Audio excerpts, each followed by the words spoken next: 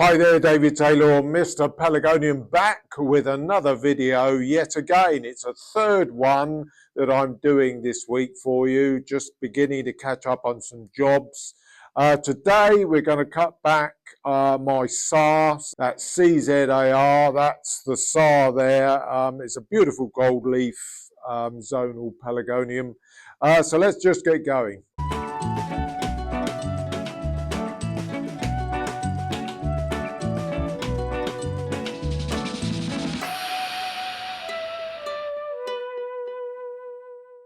Right, well, welcome back to the channel. I'm sort of cutting back a number of plants. I'm having to do it because a good number of my plants need a trim.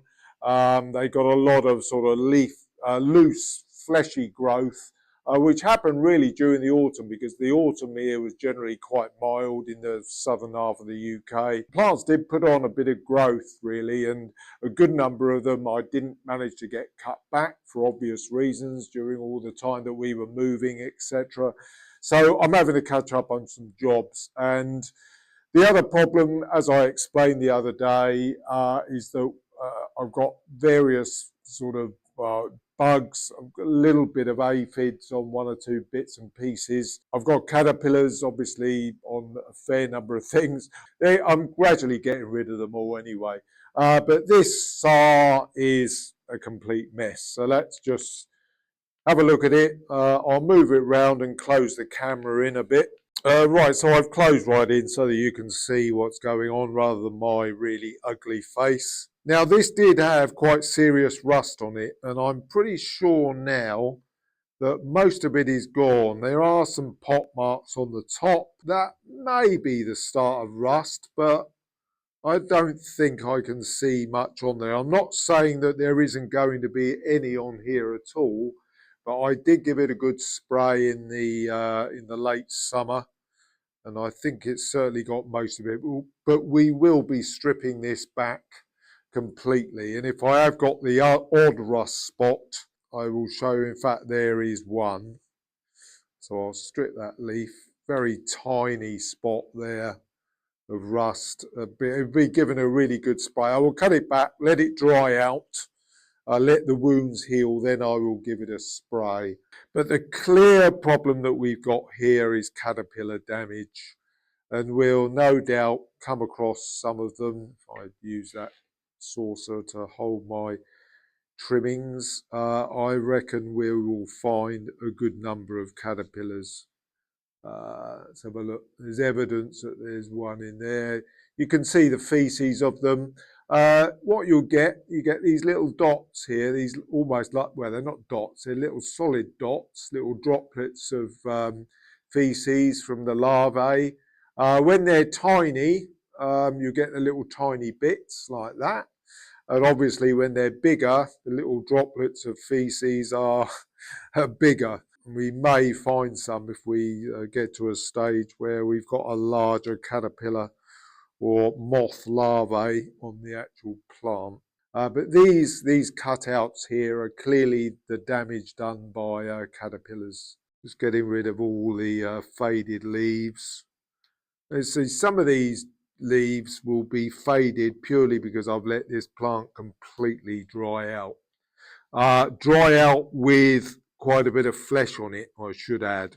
If you let your plants dry out with very little flesh on, they should be fine. There shouldn't be any problems with them, as a number of growers would do in the winter. I haven't actually seen any actual caterpillars yet, which is interesting, because there's certainly been on here.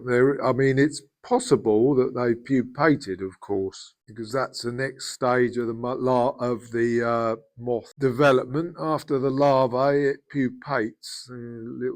Little pupae. You may see hanging off.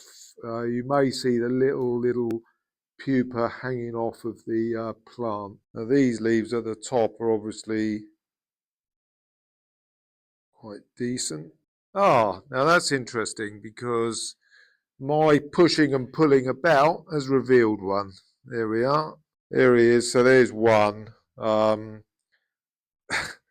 Tiny little thing, and they're the ones that will lay the little tiny dots of feces that you'll see. So I'll put that in there. I mean, I don't kill them. I either chuck them out for the birds or I just chuck them in the green recycling. Fair number here. So I'm just continuing to strip down basically. And obviously I'm knocking them off as I sort of do this process. So when you're not monitoring your plants constantly, which I would normally be doing, obviously all during the time that I was sort of building the glass house, or partially building the glass house, I should say, but all during that time, the plants never got any attention at all. They were getting plenty of water outside, so I didn't even need to worry about watering them. So yeah, I mean, this is the kind of mess that your plants can get in if you were to sort of leave them outside during the winter. Now, I have known during milder winters being able to get pelargoniums through in the UK, but we usually do have a period of really quite hard frost, which is enough to penetrate right down into the main stems and roots. Right, there we go. There's another one there. Look, hopefully you'll be able to home in on that. Another caterpillar there with the tiny little feces around it. Look, so I'll put that straight into the bin. But yeah, I mean, you can sometimes get them through, but in recent winters, although they've generally been mild, we have had spells of really quite hard frosts, usually actually quite early. And that would be enough to kill pelargoniums outside because it penetrates the main stem, gets down into the roots, and that would be it. The plant would die. Right, there we go. So what I'll do, I'll just turn this round a bit now so you can see the other side being done. Now, because there is a little bit of rust on here, what I would do, I would actually spray all of the tools and everything that I'm using ultimately for this. There's a bad rust leaf. That's been by far the worst one that I've seen actually. But as I say, this all comes down to me basically not monitoring the plants during the autumn.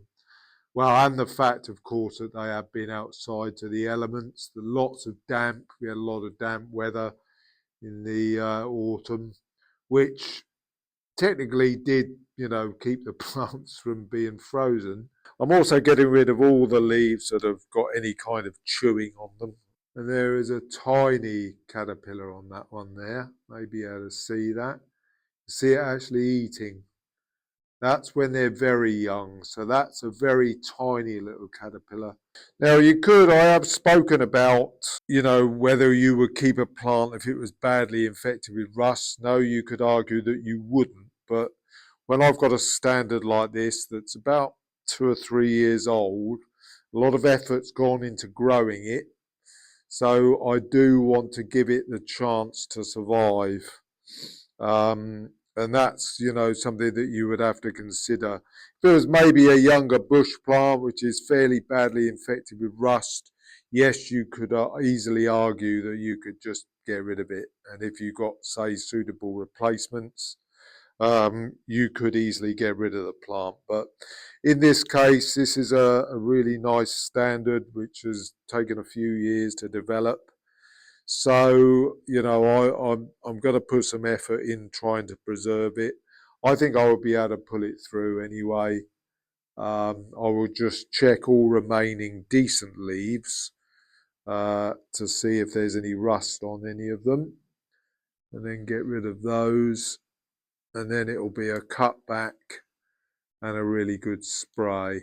I'm having a look down around as well, see if any others have fallen off, but I have taken probably half a dozen caterpillars off there, mostly of the younger type actually.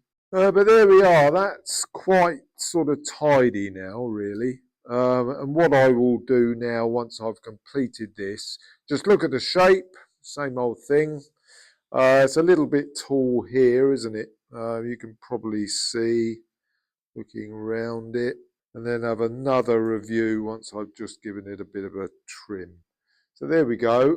But the one thing that I won't do is cut it back again. This won't be cut back now in the spring or anything. I will just let it grow.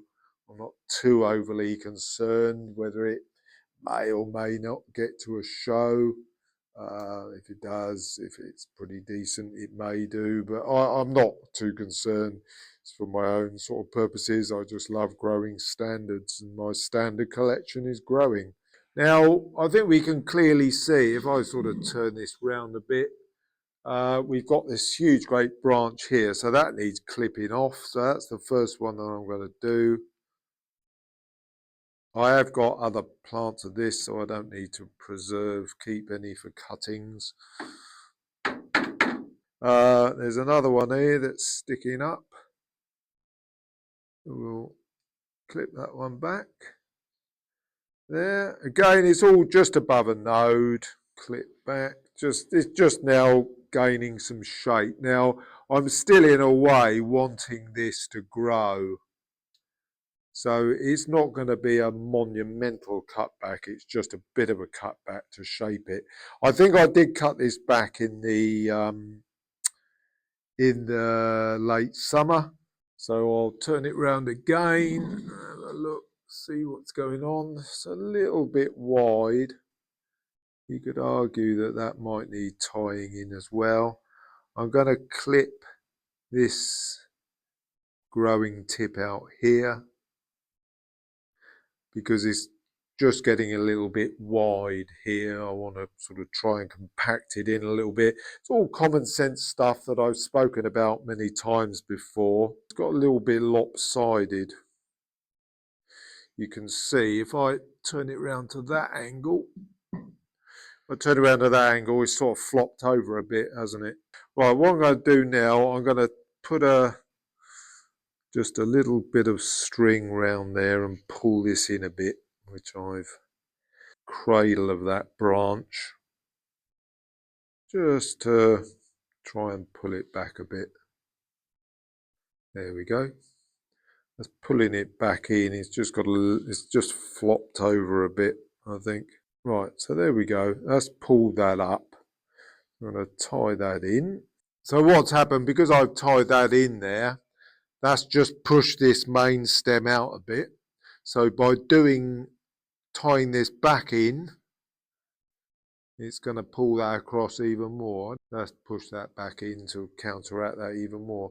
So let's square that up a bit. I'm fine with that. I'm just going to sort of look round it from a sort of distance. I think I'm just going to nip the top of this end out here, just to get that stem to bush out. So that's quite a young stem, that one. Put that in there. Just literally a tip stopping here. Just a tip stop, just to make it, because this is a young green fleshy stem that's going to throw out lots of side shoots. I've just literally nipped the top off. So is that a winter chop back? I'm just checking now. I'm looking up underneath, see if I can see any more rust, which I can't. No leaf has got any rust from it at all. So that'll get a good spray now. It's very dry, but it won't transpire much at all. In fact, the spray will almost sort of give it a little bit of moisture into its system anyway. Now, the wounds are technically open. It is a breezy day. I'm hopeful I'll be able to get the glass house open. We had a little bit of drizzle overnight. So it's a little bit damp out there at the moment. I'll just wait a moment or two. But the main thing that I will do is give this a really, really good spray now of fungicide. And what that will do, that any open wounds, the fungicide will penetrate and get into those open wounds. And hopefully when it all dries off, because the root ball is very dry, when it all dries up and I can open up the greenhouse, I'll probably even put this by the door so that it gets lots of breeze and dries off before the evening. So I'm doing this quite early in the morning. And, you know, that will be fine. little bit of moisture that would have got on the leaves would have been absorbed a little bit, and that would be more than enough, because there's virtually no transpiration going on the plant, so that will be fine. So there we go. I'll wrap this one up. I hope you've enjoyed this little look at, trying to sort of keep control of some of the plants which have just grown on a bit. They've grown on too much, haven't had an autumn cutback. So I'm having to catch up on jobs. So the thing is, if you need to do that in the winter, it's something that you can consider, just taking into consideration some of the things that I've spoken about there. So there we go. That's about it from me today. If you stumbled on this video by chance and are not subscribed to the channel, please click the subscribe button. This doesn't cost you a cent, so just click it. Also click the like button as well if you particularly like this video. And I hope to see you again very, very soon. Bye-bye from me for now.